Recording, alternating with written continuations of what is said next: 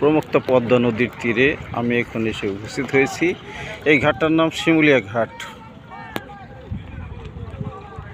শিমুলিয়া ফেরিঘাট নামে পরিচিত।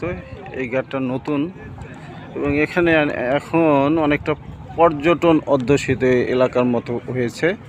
এখানে অনেকগুলো নৌকা দেখতে পাচ্ছেন আপনারা। এই নৌকাগুলোতে সব পর্যটকরা আসে এবং নৌকা ভ্রমণ করে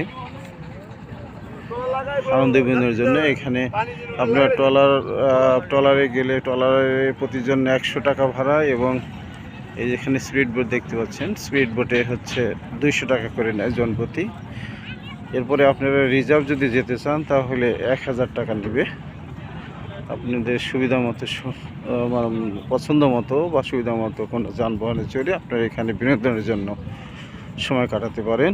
এই যে দেখতে পাচ্ছেন প্রমত্ত পদ্মার বুকে উঠেছে বিশাল পদ্মা সেতু। আসলে পদ্মা সেতুটার ডিজাইন অত্যন্ত সুন্দর। আসলে বাংলাদেশের সব সেতুগুলো যদি এরকম আকারে করতো তাহলে একের ভিতরে 2 হতো, কারণ একই খরচে দেখতে পাচ্ছি রেলও যাচ্ছে, আবার উপর দিয়ে বাসও যাচ্ছে।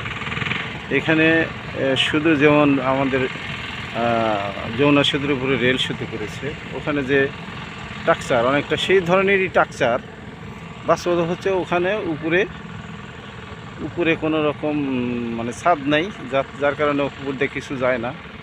অথচ এখানে ছাদ দিয়ে তার উপরে বাস যাওয়ার ব্যবস্থা করেছে। এটা অত্যন্ত ভালো পরিকল্পনা।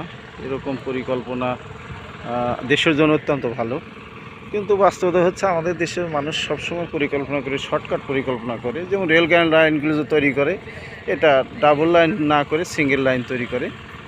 এরপরে স্টেশনগুলো তৈরি করে যেখানে মানুষ উঠতে পারে না, রেলে উঠতে পড়ে যায়, সেই রেলের নিচে পড়ে মানুষ মারা যায়। তা আপনারা বিভিন্ন সময় দেখেছেন। হ্যাঁ, এই যে আমাদের দেশের এই অবস্থা থেকে উত্তরণের জন্য